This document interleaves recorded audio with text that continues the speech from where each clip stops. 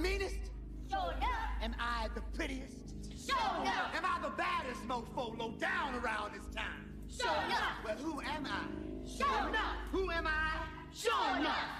I can't hear you. Sure enough. You're now listening to Teleocontos!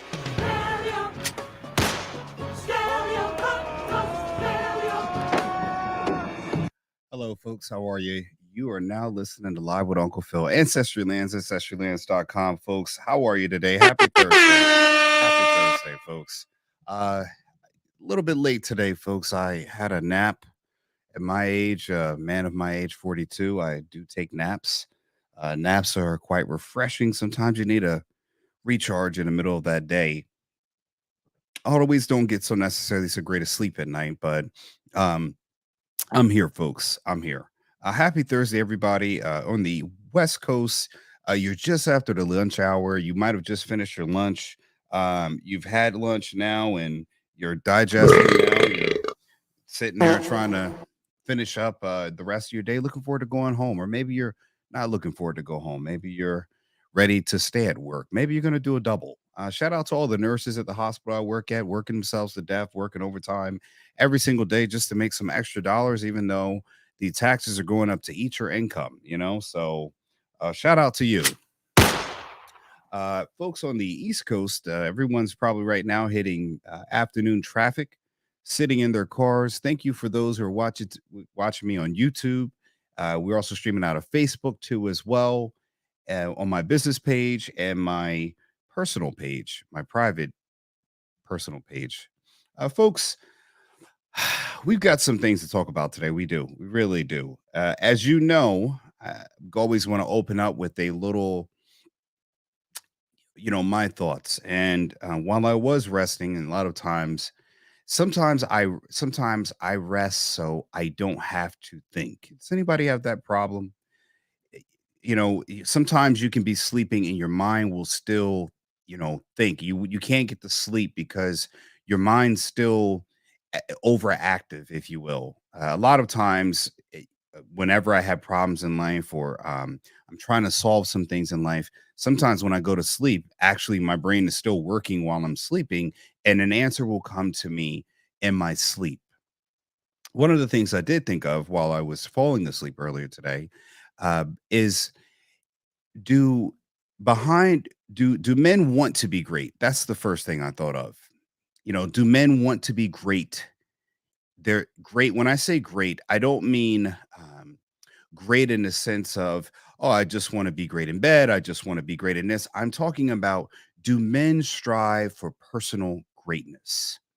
Is that something you hear men say casually in conversations? Is that something that fathers have conversations with their sons about? Son, what do you want to be great at in life? We often ask our children, what do they want to do? And children often respond with, they want to be the greatest of anything. Maybe that's what they say. Maybe that's what they don't say anymore. But what do men strive to be great at in life? Do they strive to be great fathers, great husbands? What is one person's greatness that they have about themselves? What do they strive for to be great in? Because I ask myself, when you have a great man, there always is that saying, and it's going to lead up to that, is behind every great man is a great woman or a great crime, they say. So I want to know, when a man does have greatness, like you have Martin Luther King, they may have, great men like Malcolm X or presidents before. There always has been said that there's a great man behind a great woman behind that great man. Is there a place for that can exist in today's society? Because every woman knows that phrase, behind every great man is a great woman or a strong woman. And I would ask that question because mothers do have sons. I would ask, if you can be great, can you be behind every great man will be a great woman? Behind every great son should be a great mother, So again, Can they exist in the same plane? And I think so that's something that men should ask themselves. If I am achieving for greatness, can you be a great woman behind me, behind my greatness? Because in today's society, it does present as behind every great man is a woman standing in front of him. I'm going to say that again. It seems that it used to be behind every great man is a great woman. John F. Kennedy, you've had, Jacqueline Kennedy. Um, you have a lot of people that stood behind the great man, even great woman. There have been plenty of times where there have been women at the forefront with supportive husbands behind them. But a lot of times when it's a great man, especially when it's a great man, there seems not to be any room for someone to be behind him. The behind every great man is a great woman. And that used to be a like classy role. Ronald Reagan had Nancy Reagan. Throughout society, you had women who played the background and they played it well. And it wasn't something that was hidden. And I'll say this often is that nowadays it seems that every time there is a great man, there's a woman standing in front of him, not behind him. And I know what people would say is it why can't she be beside him? Well, the answer to that question is greatness has a podium or platform for one. It's not the, Wu-Tang Clan where everybody can stand on one stage and you have 8 members sharing one mic, or everybody has a mic.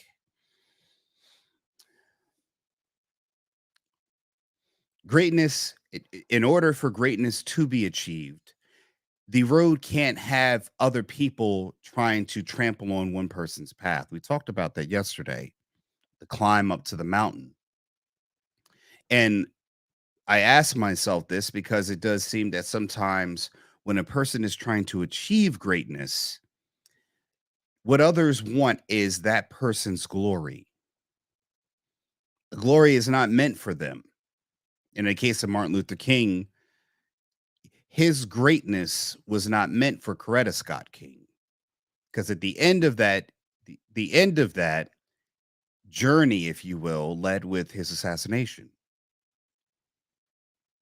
And that's the part that nobody wants, because again, every story has a finality and end. JFK same way, Malcolm X same way. But nowadays, people want to step in front of your greatness so they can get the picture, be in the picture too, photobombing. And I ask myself, do men want to be great at anything in life? Do they want to strive to be great at something? Or do they want to just they what does that look like? That's my question. You might ask me, you say, "Well, Phil, what is it that you are striving for greatness?" I had a conversation with my mother yesterday when we talked briefly. Shout out to my parents. My parents and I don't always get along, but I know that they're there for me in the way that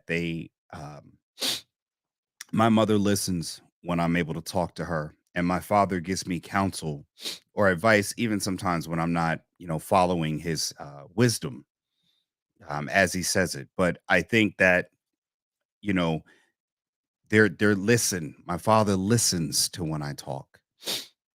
He may not always say, afterwards when he said something, it may not always be, but again, he listens. And that I can respect that because I don't think I would ask do a lot of fathers take the time to listen to their sons. You know what I mean? Might be hearing, but you're listening is a different thing. And I think my father has learned he's learning more the way I am as a man, and I think that's something that parents have to let time adjust as your sons or children are moving into their 20s and 30s. They're going to have a different way about being a man or a woman, and you have to learn that adjustment. They're still your child, but you have to kind of learn that they have a different way of being an adult than you do. It's not always that you can directly say something and it's going to just, like you tell a kid, hey, take out the trash, and the kid go takes out the trash, where you have a direct, one-to-one action where you say and the action comes about. When they become older, your kids that are now adults, they may have a different pathway of how they get to your advice. I've told my dad that. I said a lot of times when my dad tells me stuff, it takes me a little while to process and fully understand, because he's speaking from a point 2 decades ahead of me. He's speaking from 20 years more experience than I am. So in order for me to understand that, I have to take time to digest that and put that into actions that can equate to where my life is, not from where his life has been, if you understand what I mean. But I asked the question because with women out here choosing men, are you choosing men that have any desire to be great at something? The reason why I thought of this is because my daughter, one day in a short time, in a few years, will take an interest in young men, or boys or girls or zebras. I don't know. Nowadays people are identifying with anything, but she'll pick something that she's going to like that identifies as something. And that's going to be her choice. But one question I will ask my daughter, that's good. What does that person want to be great at? What does, when a man picks a woman, what does the woman want that's going to be great in her life, that is tangible? And when a girl is dating a young man, what is he striving for in the greatness in his life? It's a question I thought today that I should ask my daughter when she comes of age, at the time to talk to her about it. What is that young man or woman, or because I don't know what she's going to pick. What are they striving to be great at? Everyone has a uniqueness about them that they can be good at something. But good is it's really not qualifiable, because good, a lot of people are good at stuff. But what I find is men or males today, they don't strive to be great at anything. There's no real path towards success that they have. When you say, well, okay, Phil, what the hell are you doing? I'll get to that. I'll get to that. And when I say striving towards greatness, greatness has to be something beyond getting a degree in college. Greatness has to be something beyond doing what everyone else does. And again, it used to be getting a college degree was a great thing. But when you really look at it, anyone can get a college degree nowadays. The barriers are pretty much everyone. People can get grants, people can get scholarships, people can get tuition reimbursement. Getting a college degree is no longer a barrier to entry for people, common people. A lot of people have college degrees. I told my wife that one time. Getting a college degree does not make you special. It just makes you one of plenty of people who've gotten a college degree. There are tons of people out there who have college degrees. It is not a marker for success. It is a milestone for achievement. And hear me well, that does not make you great. That makes you better than a lot of people. But I think nowadays it's very common for people to go to college and get a college degree. It is not something uniquely special anymore. Maybe getting a master's or a doctorate. And I think masters are now starting to fall into the realm of a lot of people have master's degrees. Getting a doctorate or a PhD, you kind of get into a different layer that few are going to achieve. That separates the rest. The cream rises to the top now. And again, what I've always thought of is that when women are dating men, do they ever ask them, what do you want to be great at? What are you striving for in life? It's a damn good question to ask someone. I saw a clip on IG about, Creflo Dollar saying, in the church they should start asking about finance and what does your credit score look like? What is what do you have money saved in the bank? Do you have a checking account? Do you have all these things? And again, I would say that that's all well and good because you can find anyone that can check all those boxes. But again, I would ask, what are you striving to be great at? And Lord knows there are millionaires who've lost money. There are people who have made bad decisions you don't need to, you could have a lot of money in a bank, but you could be a person who still makes poor decisions. But again, if you have someone who has no drive to go anywhere, they're not striving to be anything in life, anything great in life. If if they're just striving to be good, if they fall short of that, then where are they? My father and I, he always had a saying to me. He says, there's always a saying, reach for the clouds.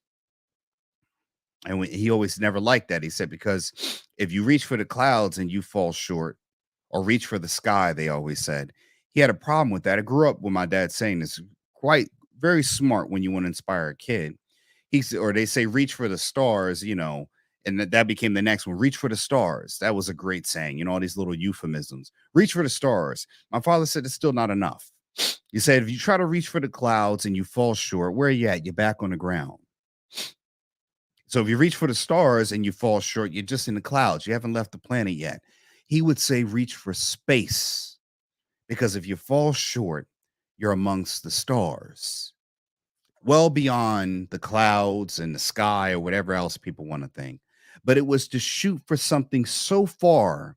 When you fail, your failure will still be what other people strive to be great at. Genius way to talk to your sons. Although I would say that not everyone embodied that strive, that dedication. And I would tell your children the same thing.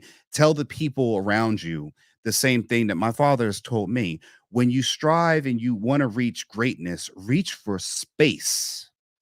Because if you fall short, you'll be amongst the stars. If you reach just for the stars and you fall short, then you'll be back amongst the clouds or the sky. But don't reach for the clouds or the sky, because if you fall short, you'll be back on the ground. That was his way of telling me to be great in life. And when you're striving to be great, you'll see great measures taken to achieve greatness. It'll be something like how I travel across the country to work. And although that's not always the biggest financial gain, but the outcomes of it are getting a pension, keeping a pension later on in life, to make sure my wife wasn't aware. And I said, will you get some of my pension later on in life? To be able to provide. And one thing I've learned about my grandfather, my mother's father, is that he provided, I believe, 25 years of livable income for my grandmother after he passed. And he only had a high school, not even a high school education, not even a middle school education. I have a college bachelor's degree, and I'm trying to wrap my head around a man who pretty much was a hustler. He did everything he could to make money, sold liquor. I have a recording where I interviewed my grandmother and got her story and my grandfather's story of how they met in his early years.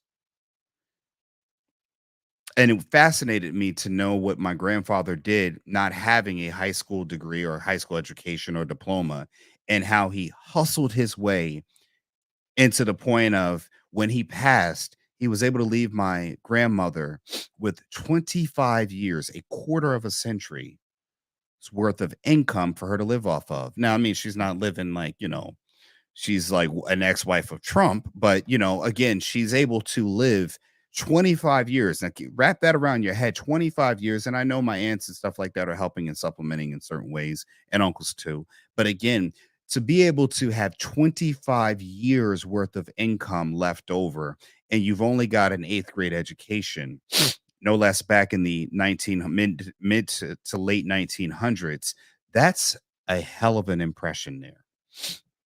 And I do understand that some of the things, the way he lived his life, didn't mesh well with my grandmother, but I look at his deeds as a man and I say that's a great thing, because it's not something I see a lot of men achieving.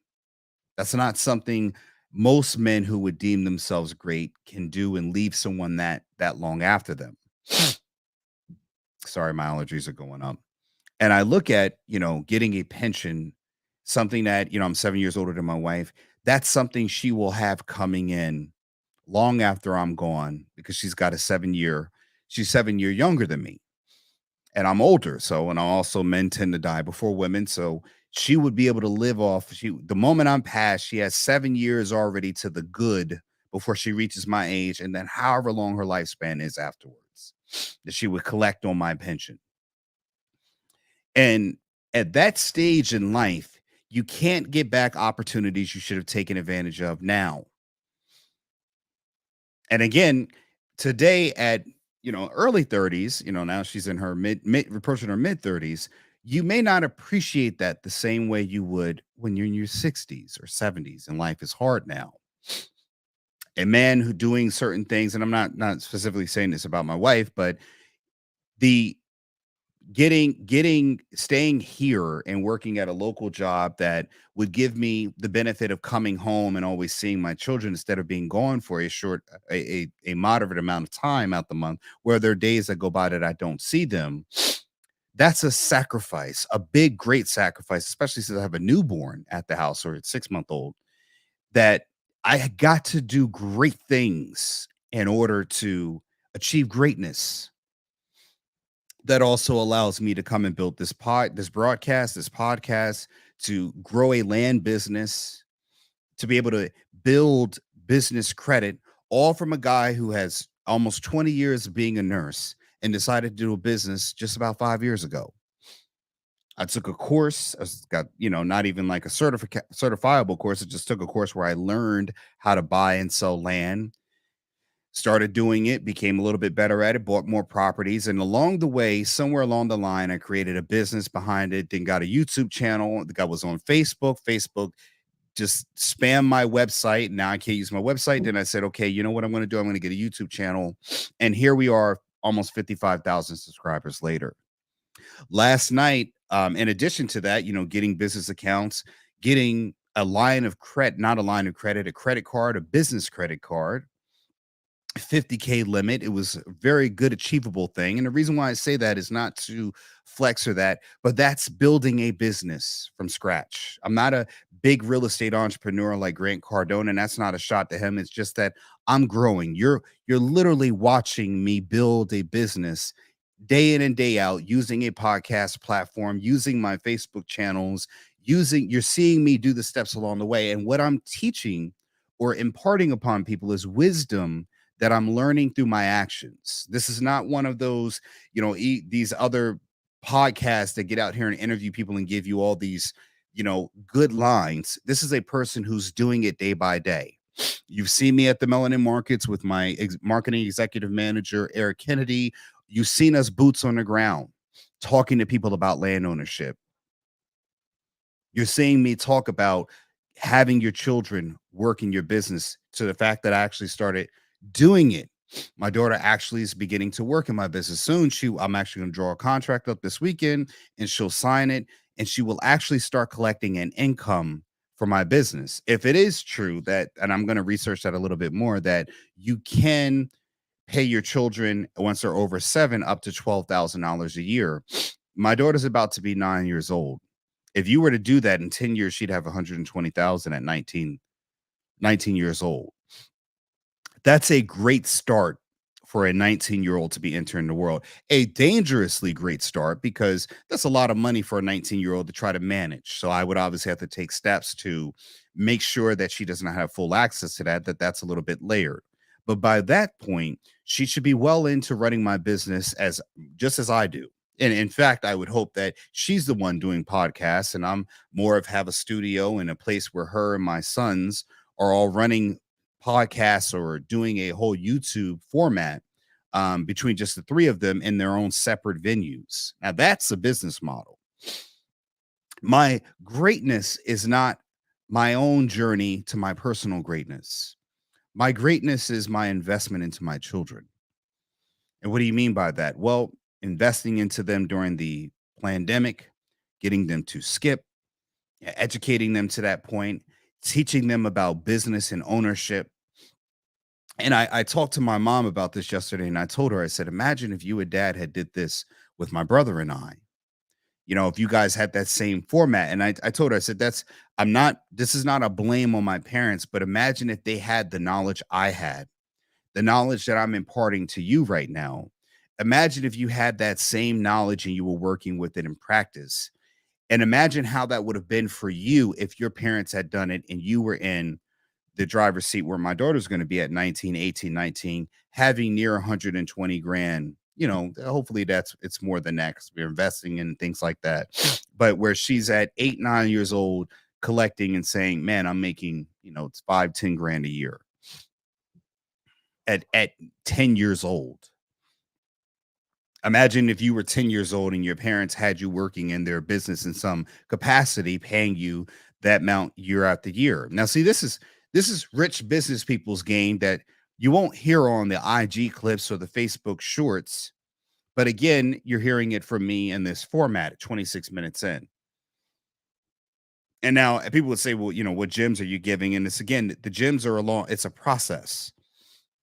If you watch Facebook shorts or Facebook reels or IG reels, and you think you're going to build a business model off of IG reels, you're never going to do it. If you're listening to broadcasts such as mine, you will get process, the way to do it, the how. A lot of times the IG or shorts or stuff like that, they just give you the should or is. There's no how. There's no why. And there's definitely no outcome or end result that you can see. And I say that because you're watching me do it now. I'm speaking about it as we go along. Yes, it's great to have a business credit card that looks good, that sounds good, that's good. But again, what I did was I also applied for a business social security number, a DUNS number. Look it up. Yes, you have a great credit score, your personal credit score, but what about building an actual business credit score? It's called a DUNS.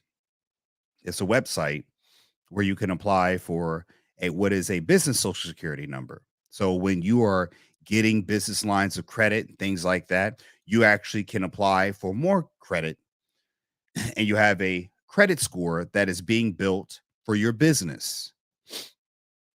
And again, I talked about this where I'm going to connect it a little bit more, is that the more, see this shirt here? Sorry, I got the wrong one.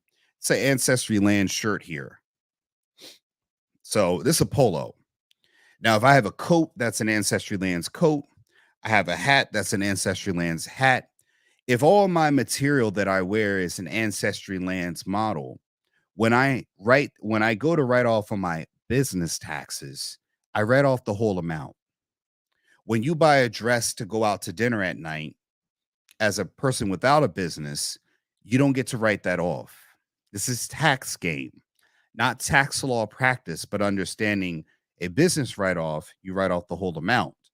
You put down that as an expense. You can't put that expense down when you're a private citizen unless it's a business write-off.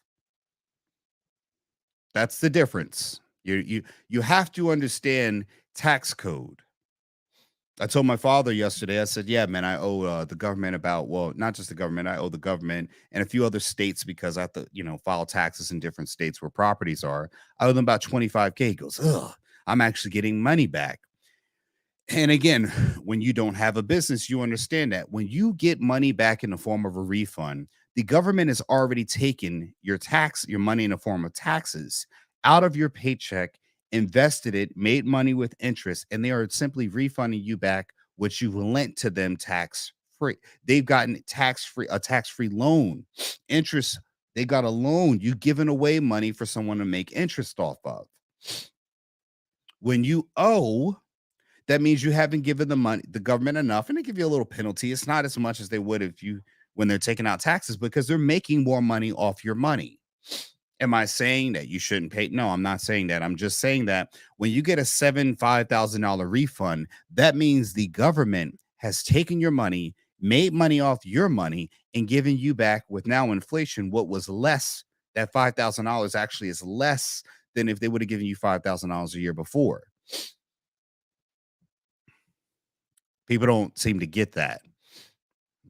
He goes, whoa, you owe 25. And I say, wow, man, but you're getting back 5. I wonder how much they made off of you. That's not a shot to my dad, but we have two different mindsets.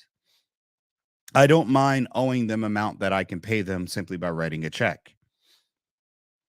And to be honest, only probably Just about half of that actually is federal. Most of it is states because we own properties in multiple states. And most of those are actually state taxes that we owe. We don't actually owe federal. Just over half of that's the actual federal government. So most of that's the state governments that we owe for because we own property and we're making money in those different states. But again, I'd rather owe them and use my money 100% for myself than for the government to use it, make money off of me, than hand me back something that now with inflation is not worth what they're giving me.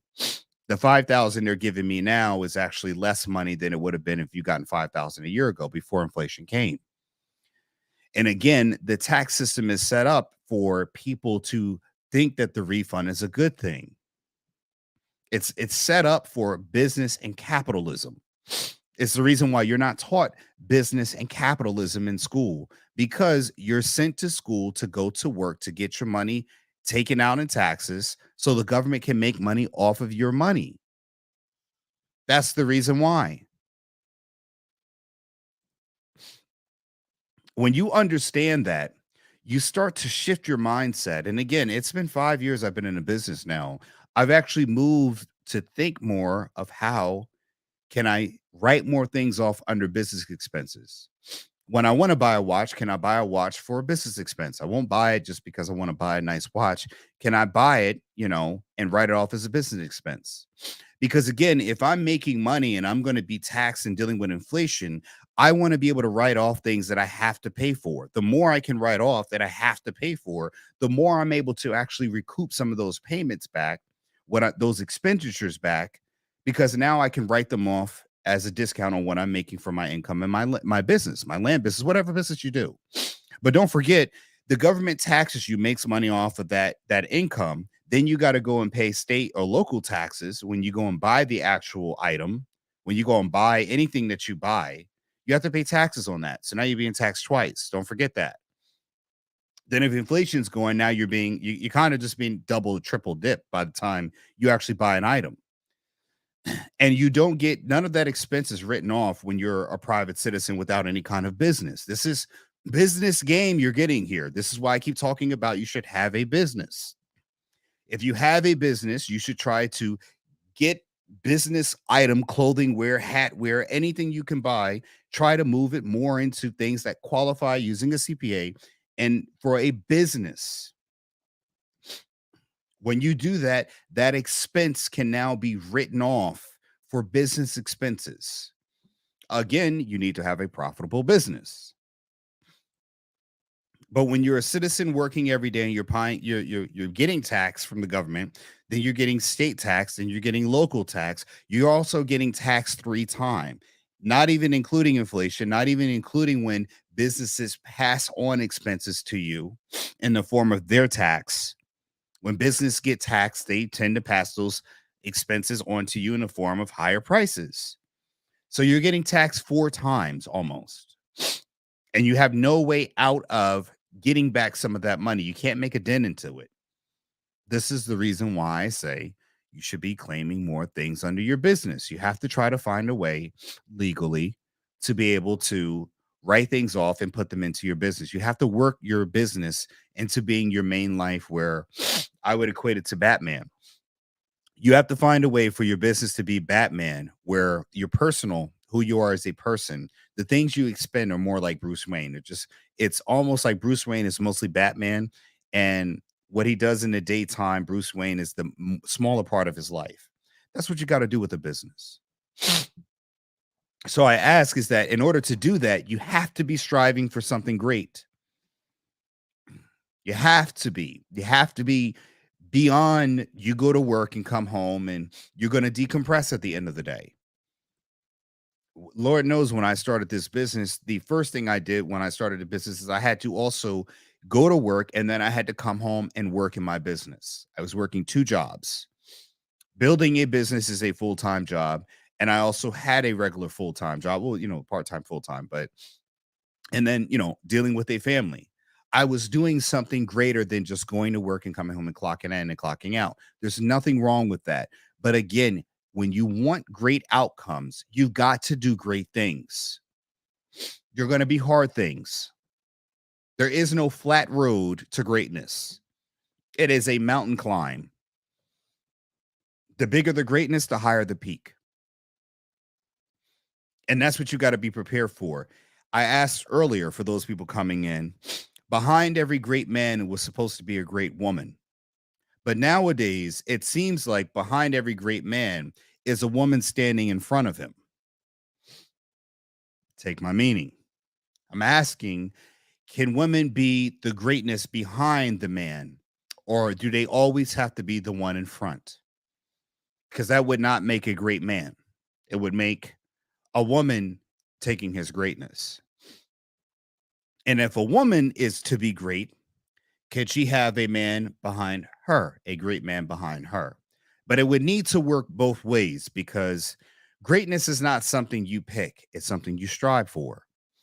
Greatness has outcomes, it doesn't have feelings. It feels great once you achieve it, but you got to qualify for greatness. You know, Usain Bolt ran the fast time and he felt great after he achieved it.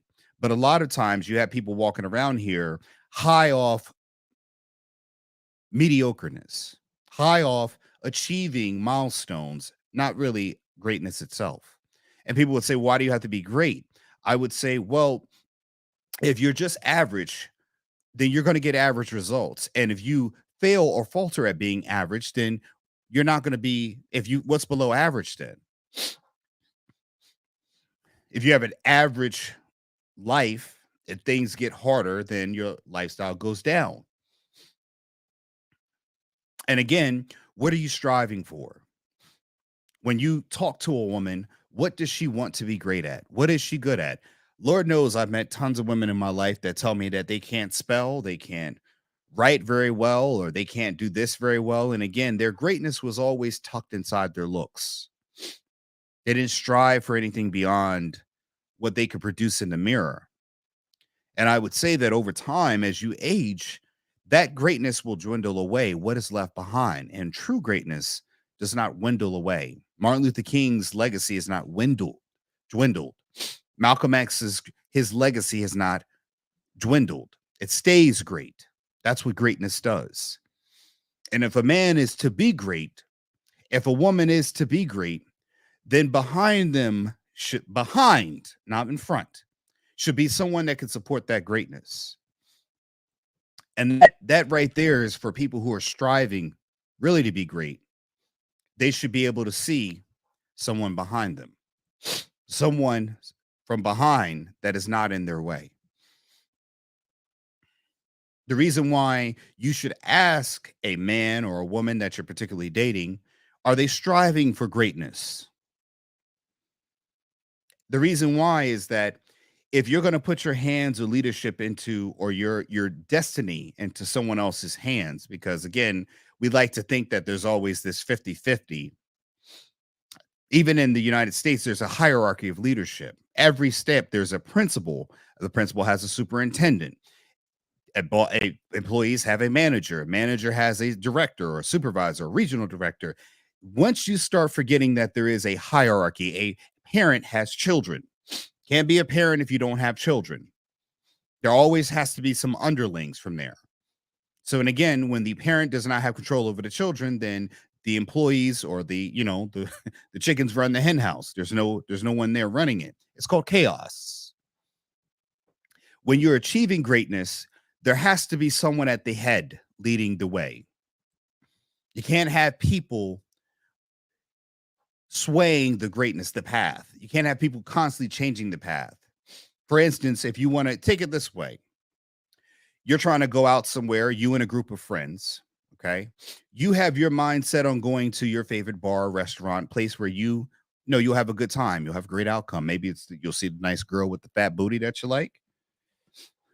Maybe you'll see the guy there that Giga Chad or Giga Brad or whoever is going to be there with the long schlong to hit the bottom of your box, whatever it is, okay? Or that girl there that's going to give you the guac 9,000. But what you have is the friends here who keep telling you, well, no, you should go to this place. No, we should go to that place. When you're trying to get to your destination, everyone says, let's make a stop here. You're headed out to the bar. You're trying to have a good time. You only have a limited amount of time because you got to be to work in the morning or whatever else. But every time you're trying to get to the bar, you got people saying, let me stop right here. Let me stop at an ATM, go get some money. Let me stop here and go get some gas. Let me stop here and go get, I got to pick up some makeup. Let me stop here. You're finding your destination you're not able to get to. And by the time you get there, the party's already over. That's what it's like when you don't have defined leadership. I'm sorry, right there, I just broke down to you why you need to have a leader, a person that is making the destination clear and everyone is going to follow. You get in the car, we're making one stop, and that's where we're going to our destination. Typically what you would want. And again, everyone's been gone out to a nightclub. How annoying is it when you got that one friend that's got to stop to the ATM for money?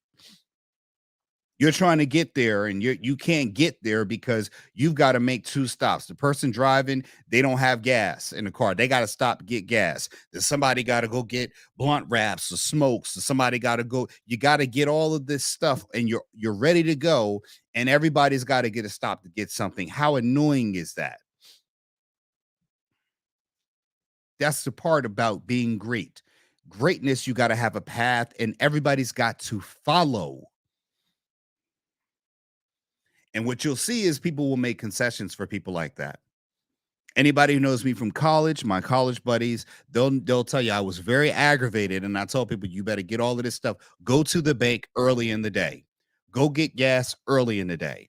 When I travel with my family, my wife knows to fill up the car the day before we go. That day before we leave, before we go to bed, the car is filled up with gas. Our stuff is packed. We're ready to go. The morning time we wake up to travel, we're doing is getting the kids out of bed, getting the last a little bit, like your toothbrushes and stuff in the suitcases, and we're going to the car. I don't have time to pack in the morning because the leadership, we need to get on our journey. You do not have a lot of time in life to get on your journey. I am 42 years old, a black man, at least, or African American men.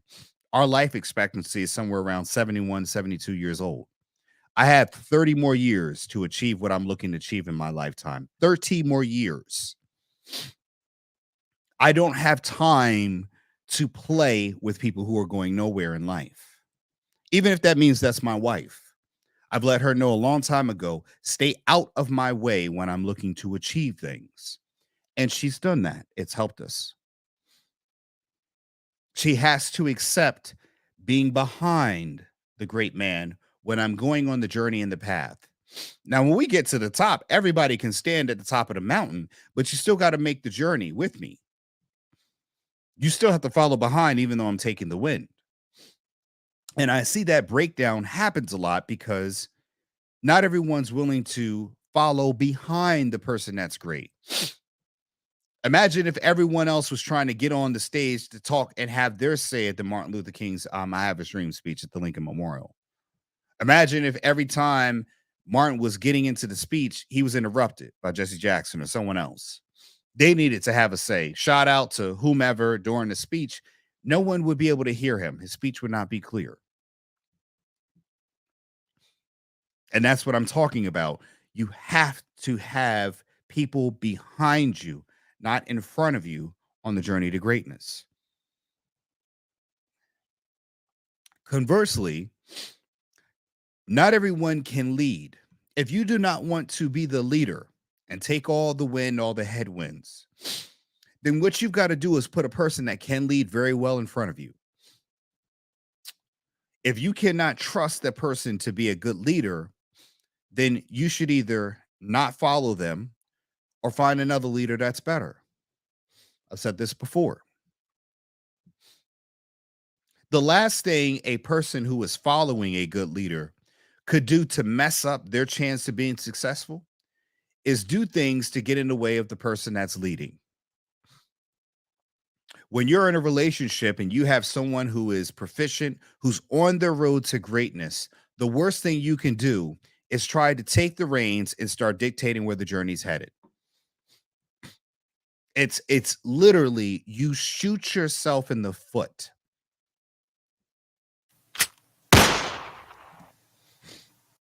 Because if that person is to achieve greatness, you can't be at the mountaintop because now the path is no longer available for both of you. I'll use this in a better context. Aisha Curry and Steph Curry, they met in college. She decided to be with him at some point, and then the man went on an NBA and do what he's done now. We know Steph Curry is definitely going to be a Hall of Famer. But if his wife decided that she was going to try to do everything and be the front person, then they probably would not be where they are now if Steph let her lead in that fashion. Same thing with Michael Jordan.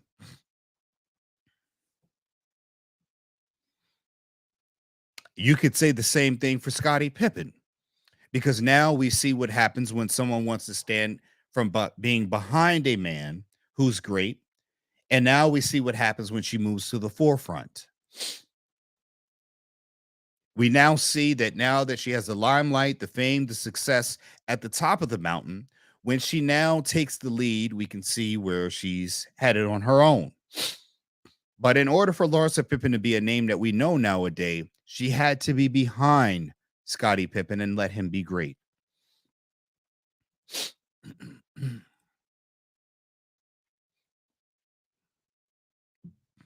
I would dare even say the same thing with the Kardashian sisters.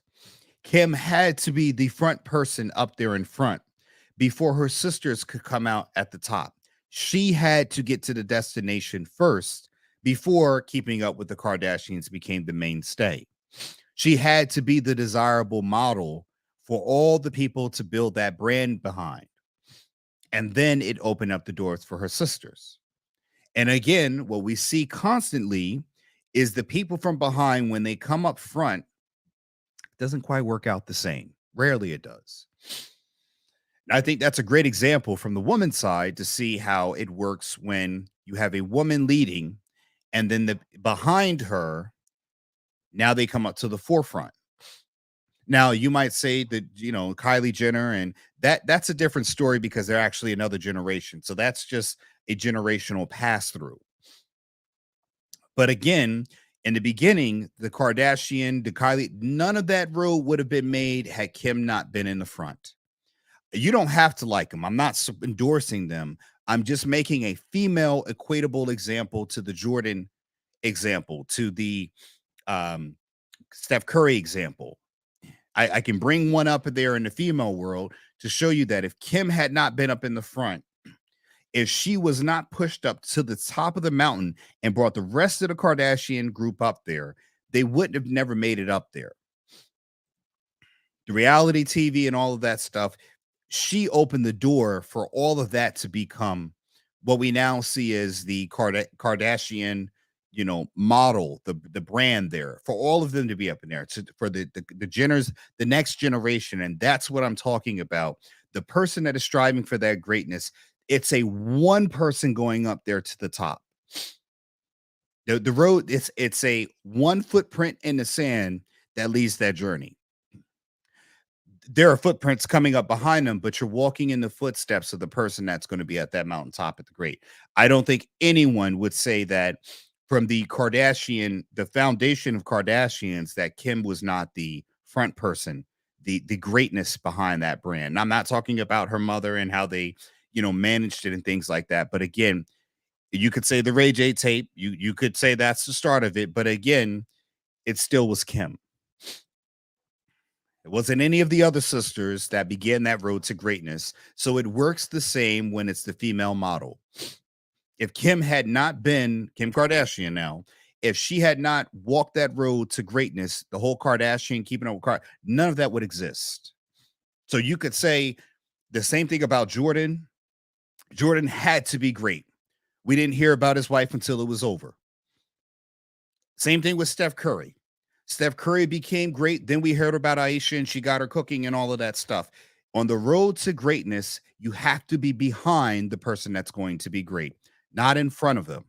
Can men or women, when there is a person that's going to be great, in the case of men, when a man is on his road to greatness, can a great woman, be behind him? Now that Steph has made it, Aisha can have her cooking brand and all her food products, and that's a success. That's great. Her kids will go on to have their kids will go on to have access to both the professional sports if they choose. It's a legacy business now. So I mean, Steph definitely going to pass on some talent, or they could have access to the business that Aisha's building. But again, the Curry brand was built off Steph. Say the same thing with Jordan. You know, I mean, Jordan's son is supposedly, you know, in an entanglement with the Pippen, Mrs. Pippen. But again, even Scotty's greatness, we wouldn't know about Larsa if Scotty was not leading that way, if he didn't get to that mountaintop. Conversely, in the woman's side, Kim Kardashian, the Jenners, Kim Kardashian, Khloe, all none of them, and it works the same way on that top, that mountain. If Kim didn't get to that point, none of the Kardashians would be they wouldn't, they would just be California girls. So again, I would say that road to greatness has to be a road led by one.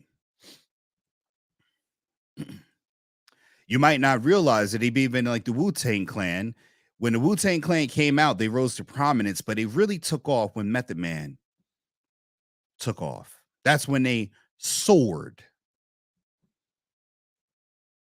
That's when they went out into the mainstream, and after that, everyone could go off and do their individual projects. But you needed that one leading star. It was a great group, but they were a little too hardcore. But when Method Man came and he did Mary J. Blige or All I Need, that took the whole group into a different. That's when they got to the mountaintop. And when you do that, you can do all your individual projects. But again, getting to that mountaintop, to that greatness, is a road led by one. And you see what happens all the time is once Method Man and the Wu-Tang Clan got up that high, when everyone decided that they wanted their own mountaintop, it was never the same. Rarely do you have that same level of success individually. Rarely. It does happen. I'm not going to say it doesn't, but it rarely happens. If you do hear any noise in the background, folks, that is my kids playing violin. They practice it every day when they come home. And again, my greatness, my wife and I's greatness too, again, like I said, is the investment in our children. Yes, I could be out there, and I told my wife this a long time ago, is that if I wanted to, I could have Mercedes Benz. If I wanted to, I could be dressing in the nicest fashion. I could do everything that these people we see are faking wealth. I said, but you have a choice as a father to invest in your children or continue to invest in yourself. And I chose to invest in my children. And they do violin practice. They've skipped. I never skipped. I never skipped one grade. Hell, I almost failed a couple of them. My father failed a grade. He failed two grades in his lifetime. And now, and that's no shade to my father, but that's the truth of we didn't accomplish the same thing that my kids have accomplished in their short lives. Not once. I have two kids that skip. When I say that, I'm not being braggadocious, but I'm just saying my greatness lies in my investment in my children. I told my wife the same thing. My wife, she's the first person in her family, her nuclear family, to get a college degree. Hell, I think even to graduate high school. That doesn't make her great. It makes her great in her own family, but she's not great when she stands amongst the rest of the people in the world. That makes her just average. Our greatness might be in us, our blessings may be coming through our children, meaning that we might be getting blessed because they are meant to be the success. Behind every great child may be a great parent. Can we be behind them, even though we're in front of them now? But we are pushing them in front of us because she's never had kids that skip. She didn't skip. Hell, and her family, they didn't even graduate. My father graduated, and yeah, I mean, both my parents have high school degrees, high school diplomas, and my father has a college degree. And I never had kids. I didn't skip. My brother and I didn't skip. I've been on honors roll and all of that stuff, but I never skipped. So there is a evolutionary advancement as each generation goes on. That's where I'm putting my greatness into, my ability to teach my children a business model. If you start a business and you get your children into it, and you can start paying your children under the legal laws, let's say the 10 grand a year, and you start when they're 8, in 10 years, they'll have $100,000. If you make them an authorized user on credit cards and you allow them to be an authorized user within your business, your kids will be starting off utilizing business credit 16 years old. Start getting how this game starts now. You start seeing what they do with Barron Trump and Chloe and Kylie Jenner. You see how they start playing this game now? You get your kids running a business. My mom's like, oh, they'll go to get a college degree. And I said, well, what is that going to do? She didn't understand what I was saying. I said, in college, I want them running a business. I want them in college being like, after class, I got to call 2 leads to sell land. I'm hoping that the people who currently work for me now, their children or grandchildren, will work for my children, in some form or capacity, well paid too, as well. That'd be an awesome thing to see legacy businesses, legacy employment. That's the game, folks. If you don't understand it, you're going to still suffer from it as the world gets worse. Okay, so let's get to a few stories, all right? Okay, I'm going to go through some quick stories real quick, things that you should know. Folks, I always talk about stories. I talk about the news so you don't have to watch it. And you may not hear it. Now, this is just mismanagement here. Okay, we're going to go down to Jackson, Mississippi. Story comes out of Yahoo today from Sarah Fowler. A water system so broken that one pipe leaks 5 million gallons a day. This is in Jackson, Mississippi. You might know Jackson, Mississippi from where I believe Coach Prime was. I believe what's Jackson State, right? Yep, Jackson State in Mississippi. So Coach Prime, when he talked about the water being a problem in the school, here's the story right to you, folks. Shout out to Coach Prime. When he talked about the mismanagement at Jackson State, the things wrong, we see now even the government management is an issue. On an abandoned golf course, overgrown with shrubs and sawgrass, which is a type of grass, you can hear water rushing from 100 yards away. Near hole 4, past a little bridge, crumbling cart paths, what looks to be a waterfall comes into view, pouring down the brush into a creek below. Except the torrent of water gushing through the mud isn't from a spring-fed stream or bubbling brook. It's spewing from a broken city water line. Now, everybody gave Coach Prime, let me get my censor because I'm about to start cursing. Everybody gave Coach Prime some for him leaving. Oh, he wasn't being black and, he ain't care about the black kids and he went to a white school, all of this stuff. Here we go. As residents had to boil their tap water. Ain't nobody talk about this with Coach Prime when he left Jackson State. But here we go. And businesses closed because their faucets were dry. The break at an old Colonial Country Club squandered an estimated 5 million gallons of drinking water a day in the city that had none to spare. It's enough water to serve the daily lives of 50,000 people, or 1/3 of the city's residents who rely on the beleaguered water supply. And again, everybody gave Coach Prime stuff like that. Athletes don't have access to water.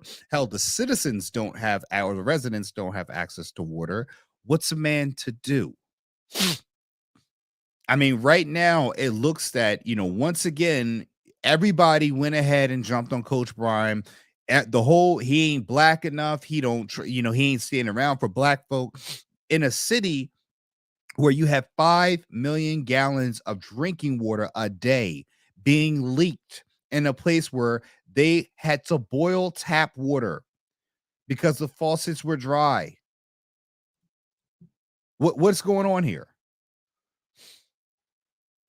No one knows for sure when the leak reached its current size, but the newly appointed water officials say they discovered the broken pipeline in 2016 and left it to gush.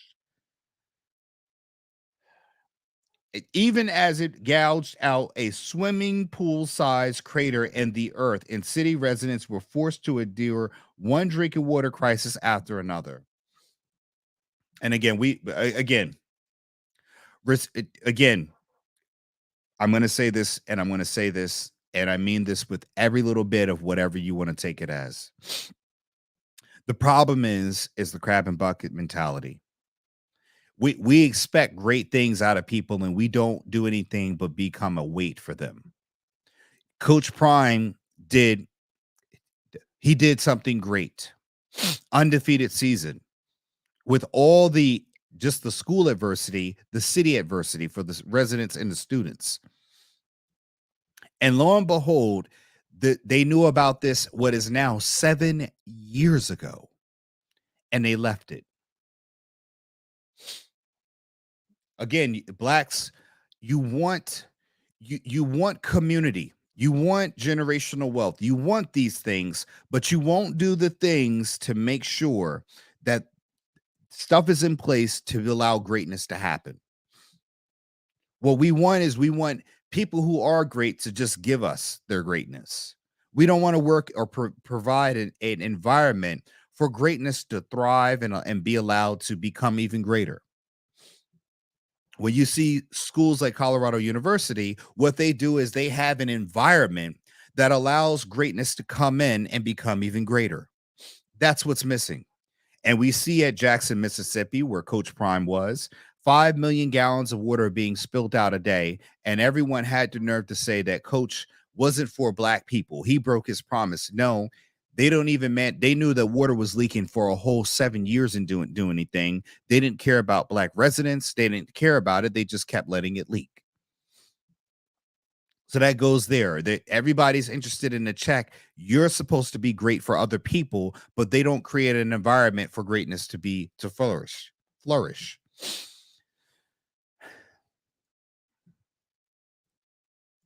Our main story, folks. A boater. Can we just, man, I just, this comes out of Miami Herald. I'm just going to get into the story. You want to have nice things. Down in Miami, Miami's a beautiful place. I've been to Miami. I could have had maybe about 40 children down in Miami. Miami is a wonderful place to go. I've been down to Miami one time, and in 16 days, I ended up having a girlfriend for about 3 months after being there just for 16 days. And I only met her on the 8th day. We dated for like 3 months after I left and went back up to New York. It's crazy. That's just the beautiful part about Miami. In my 20s, you know. But it was a beautiful place. I remember going to the supermarkets, and the cash register girl, fine as I don't know what. I was like, good God Almighty, you know what I mean? Just an exotic place, man. You know, it's definitely not a place for me, because I would just be out there slanging. Just man, it would be a free eggplant every day. I would have had so many children. Goodness gracious, I would not be the man that stands before you, faithful and intuitive. I'm sorry, but I was a different person when I was in my 20s, man. But I knew Miami and me was like a drug addict. It was like a drug addict at a pharmaceutical place, and they had the key. You know what I mean? Like it was just, it was not a good place. Miami and me was like Al Pacino in Scarface. You know, just a mountain of that. That's just, it was not a good place. The women there, I was, whew, and I'm a fertile guy. I just had a baby at, you know, when my wife had a baby, but 42 years old, man, and I'm still having children. So you'd imagine how bad it would have been. Any which way, the story comes out of Miami Herald from Mark Price. Boater stops to use a restroom in a Florida yard, and thousands have seen the video. This actually is on YouTube, folks. You actually can go and look up this video. A boater enjoying a Florida's Lake Winterset tried surreptitiously. Oh, already surreptitiously. Yeah, all right. Look at there, you English speakers. To use the restroom in someone's lawn, and she missed seeing the security cameras, according to the Polk County Sheriff, Grady Judd.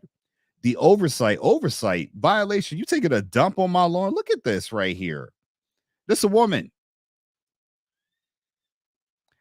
That oversight resulted in nearly 70,000 and counting watching the awkward moment on Facebook and YouTube. Thousands have posted reactions and comments. Judd said the video is shared in the hopes that someone could identify the suspect who is trespassing with the twist. More like trespassing with a... We all know what this person was doing. We have trespassing, but not traditional trespassing. This involves a lady that's gone into a neighborhood in Lake Winterset, and she popped a squat and showed us her shiny rear end while she goes to the bathroom and someone's hedges. I mean, yeah, I've walked through neighborhoods and found a, group of trees, and sometimes you got to go pee real quick, but I don't know about doing a doodle. Here's Lake Winterset here, folks. And as you can see, I mean, it's a big lake. I mean, if you had to pee, just go in there. But I don't think this is pee because you could just stand in the water and pee. This is probably number 2 here. This is on March 16th, so just about a week ago. She had access for the boat, and details details of the boat have not been released. Of course they haven't. Lady took a dump in somebody's yard, man. And my question is how did she wipe her behind? Nasty. Went back over there. Look, this is her right there. It looks like she's straining to me. I don't know. It's that's crazy. But this is not why if you had, and this is the reason why you know it's doo-doos, because if you pee, you just pee in the water. You just go in the water and you pee. You do it in the ocean all the time. Like my kid, we went to I think it was Atlantic City one time, or maybe yeah, I think it was Atlantic City or Cape May. You know, I think it was Atlantic City. And my son's like, I gotta go pee. I said, just pee in the ocean, man. It was like kind of hard from there. You can see him trying to like let go, instinctively let go, because he wants to hold it in. Just pee in the ocean, man. It's not a big deal. Salty water, you know. Fish pee in there all the time. It's crazy. Another video, folks. I'm going to show this one here, man. This is kind of scary. In LA, man, California's been having such crazy weather. This is a tornado hit LA. Teacher was sucked out of the classroom. Downtown Los Angeles, tornado in there. And listen, folks, this is one of the reasons why we say buy land from ancestrylands. We have properties an hour and a half right outside of this LA area, so you don't have to deal with this kind of stuff, man. Tornadoes tearing through this city right now, and downtown LA sucked the teacher straight out of the classroom. Tore apart metal fencing, everything. Send your kids to school. You know what? Buy property. Look at the teacher get sucked right out of the classroom. Did you see that? Whoa. Look at this. Watch this. Hey, girl. Whoop. Sucked right out of the classroom. Now, here's the question. Who would open a door and there's a daggone tornado? This is women. Look at that. Here she is. Door is not closed, right? It's a tornado. I mean, you don't have to live where tornadoes are to understand what a tornado. Everyone has seen Wizard of Oz. All right. And here's what happens. She gets sucked right out. Wind sucks her right out. This is people out here trying to film instead of trying to find safety. She was sucked out of the classroom by powerful winds of a tornado in downtown LA. And again, folks, go buy a property from Ancestrylands. We have properties right in California City, about an hour and a half. They have water in front, power in the rear, most of them, and low down payment, $1,000 down, $250 a month. No interest, no credit checks, folks. Build your wealth. Don't get sucked up by tornadoes. And our other story here, folks, you know, and I mean, that's just my light story here, but this one bothers me. Michigan College, and I mean, for people watching this, tell me what you think. Is this right? I mean, first of all, excuse me, if you've ever been to a graduation ceremony, they're extremely long for the most part and extremely boring. A lot of hoopla, blah, blah, blah. And you're literally just waiting for your kid to get their diploma or degree. But a Michigan college is set to host graduation services segregated by race, ethnicity. What the hell? Race, ethnicity, and sexual identity. But how are you going to do that? So just race, white, and then after that, Italian, Irish, British, and then sexual identity. So I don't even understand how they're going to do this. I mean, the world is just getting weirder. Do you want to send your kids to college? This is why I keep talking about doing a business, man. I got to come.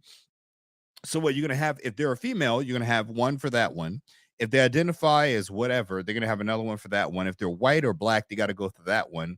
I don't even know what do you mean race and ethnicity? They're just going to have different ones there. I don't even get that. Grand Valley State, right? This is the college you don't want to send your kids to unless you are going for that. Is set to host 5 different graduation ceremonies segregated by ethnic background, race, and sexual orientation. I don't even understand how they have ethnic background and race as a separate thing. What the hell does that mean? In the email sent to community members that went viral on Twitter, I would not be going to my kids' graduation if that was the case. I'd be like, look, I'm not even, just go. They're going to have 5 unique graduation celebrations designed to honor our diverse students. Here we go. Let's go. Oh, man. I told you guys, man, it just keeps on. I mean, graduation ceremonies will be held for Asian, Black, Latino, Latina, Latinx. See what they're doing to you Latinos? the Latin people. See how they got it? Latino, Latina, Latinx. They already gave you a third category. Native Americans and lavender are the HGTV students throughout this April. Black graduation will be representative of Black or African American and African tradition, heritage, culture, and legacy. Well, Matt Walsh, ridiculous. Holding 5 segregated, right? And again, I don't know, folks, but this is kind of what Martin fought against. This was the whole. We're kind of going back into segregation again. Look, the Black graduations April 28th, 1 to 3. Latino, Latina, Latinx is on the at 11 to 1 is before then. The HDTV alphabet one is from 5:30 to 7:30 to get, obviously, then it's on the 20th. And then the native graduations on the 27th. This is a shit storm right here, man. Look at this right here. So, folks, you send your kids to school, be prepared to go to maybe one more or one. This is a great question. What if your kid's mixed? What do you do for them? You know, like, what if you're half Black and half Latino? Do you go to both? What if you're half Black, half Latino, and you're also from the alphabet community? Do you go to 3? I don't know. Because, I mean, you still have to represent in each one, correct? I mean, like, where does the madness stop with this? Good God almighty, man. Send the damn asteroid, man. Send the asteroid. Goodness gracious, man.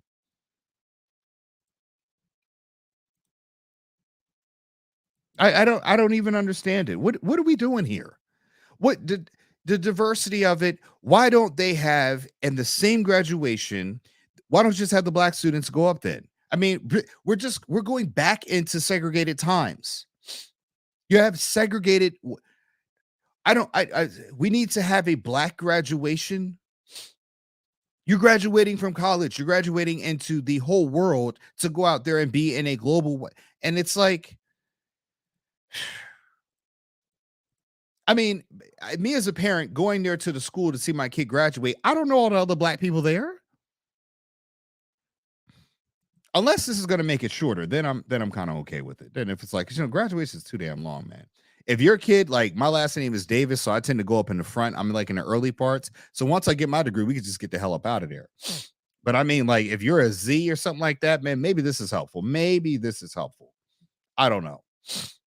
Our last story, folks. I am a nurse, so I'm going to give you some nursing stuff like this. This is a question about sugar substitutes.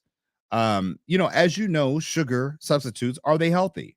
They don't have any comforting answers, according to researchers. Of course, I mean, they say sugar is bad for you and everything else like that, but the public's craving for sweetness and concern about health effects of sugar, food companies have increased turn to sugar substitutes. Natural and artificial sweeteners are added to everything from sodas, toothpaste, lip balm, and snack items. Did you know your lip balm?